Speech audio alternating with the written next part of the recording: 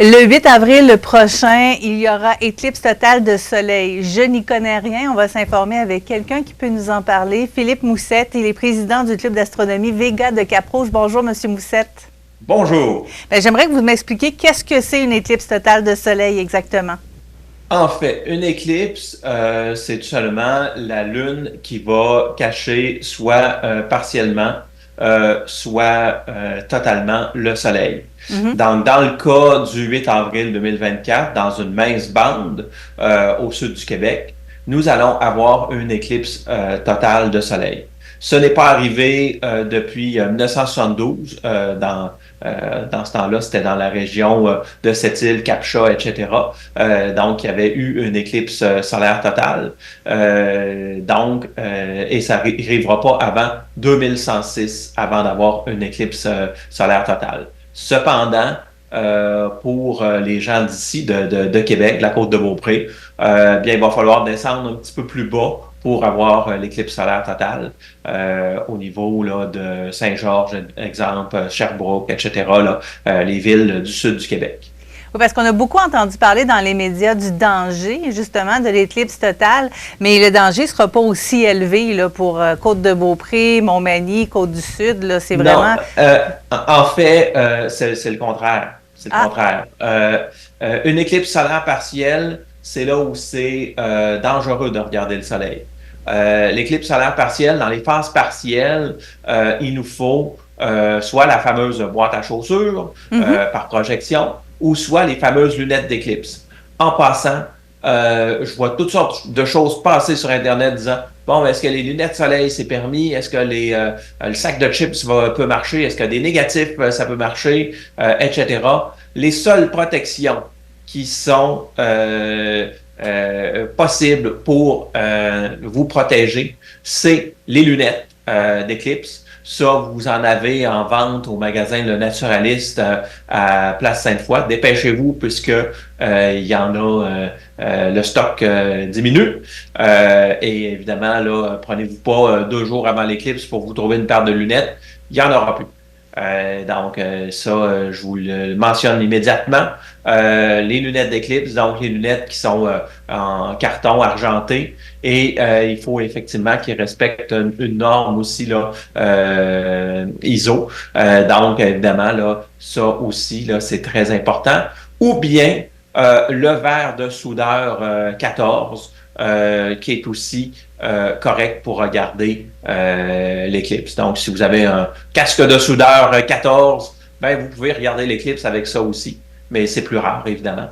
C'est ça, mais vous pouvez trouver là, des lunettes, là, vous achetez des lunettes d'éclipse et évidemment filtre solaire aussi, etc.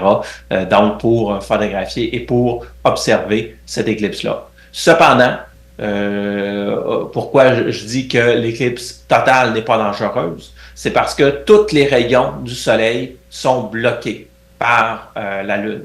Donc, évidemment, quand elle est totale, mais uniquement quand elle est totale, vous pouvez regarder la couronne, les protubérances qui vont sortir du soleil, la photographier aussi quand elle est totale, mais aussitôt que vous voyez un petit rayon de soleil réapparaître, vous arrêtez de regarder et vous remettez les lunettes d'éclipse. Oui, parce que... c'est bien, bien, bien important. Si on explique qu'est-ce que les gens vont voir, finalement, c'est la noirceur qui va s'installer, là. Oui, exactement. Dans la Côte-de-Beaupré et à Québec, on va voir la pénombre. Donc, 98%, c'est pas assez pour voir la noirceur arriver, l'ombre de la Lune frapper la Terre. Donc, c'est pas assez. Il faut vraiment être sur la bande de totalité pour voir ce phénomène-là.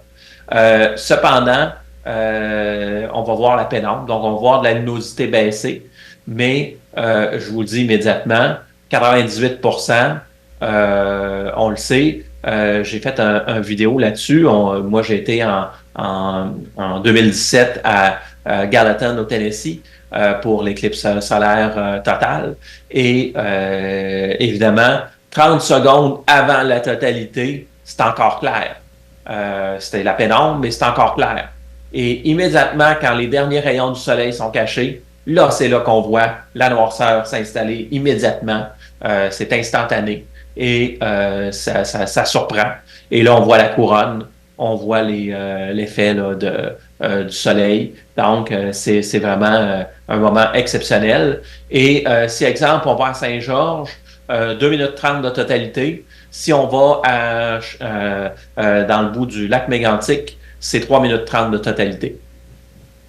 OK, donc c'est quand même assez impressionnant, mais c'est quand même assez rapide aussi comme phénomène. Oui, c'est très court au niveau de la totalité. C'est très, très court. Donc, évidemment, l'éclipse partielle est quand même assez lente.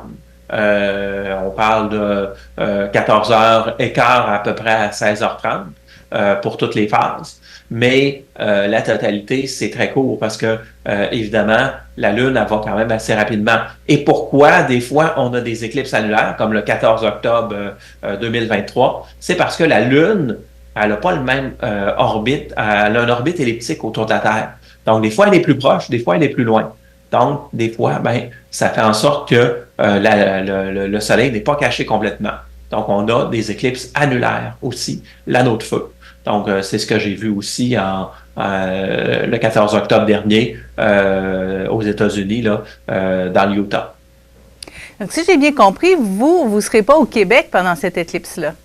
Non, moi, je prends pas de chance. Je m'en vais au Texas. En plus, l'éclipse est plus longue, puisqu'on est plus proche du centre. Donc, du centre où l'éclipse va être maximale. Donc, 4 minutes 22 de totalité.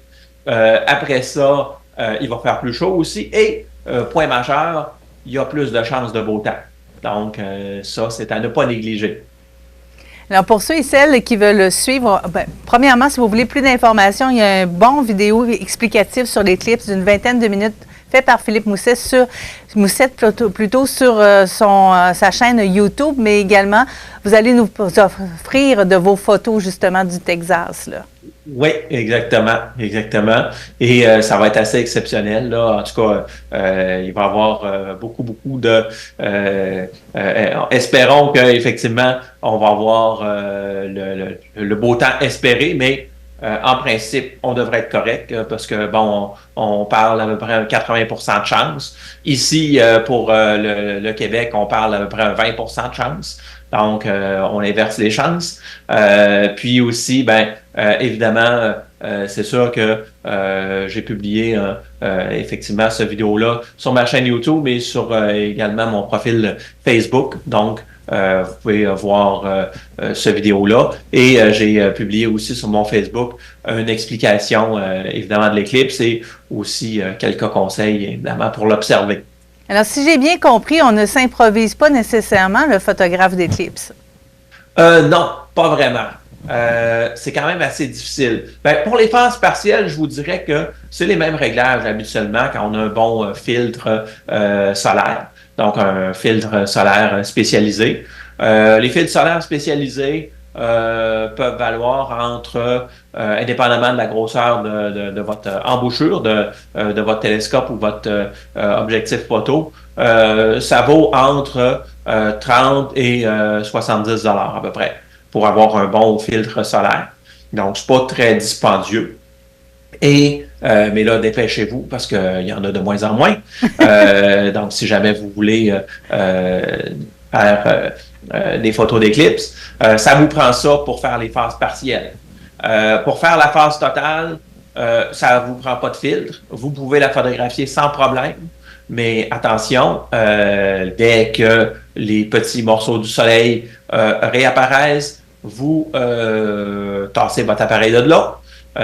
Vous ne regardez pas dans l'appareil. Donc, idéalement, mettez-vous en live view. Comme ça, au moins, vous allez pouvoir tasser rapidement l'appareil photo puis pas vous faire aveugler non plus.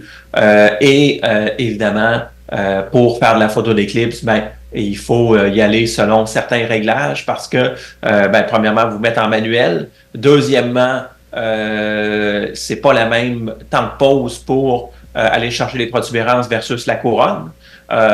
Donc, il faut espacer, évidemment. Il faut essayer certains temps de pause. Là, vous avez, si vous êtes à Sherbrooke, exemple, vous avez 3 minutes 30. Donc, 3 minutes 30, c'est quand même suffisamment de temps pour aller chercher, faire quelques photos. Cependant, c'est sûr que si vous êtes à Montréal avec 42 secondes de totalité, bien là, c'est plus court, donc il faut vraiment être prêt. Et aussi un autre conseil, connaissez votre appareil, connaissez les réglages, parce que quand la noirceur va se faire, ben ça sera pas le temps d'apprendre votre appareil, puis ça sera pas le temps de chercher vos pitons non plus, parce qu'il fait noir. Donc, c'est noir, noir, noir. Merci pour ces beaux conseils, M. Moussette. Alors, Philippe Moussette, il est président du club d'astronomie Vega de Cap-Rouge. Pour en savoir davantage, on vous invite à vous rendre sur sa chaîne YouTube ou sur sa page Facebook, tout simplement. Merci énormément. Merci.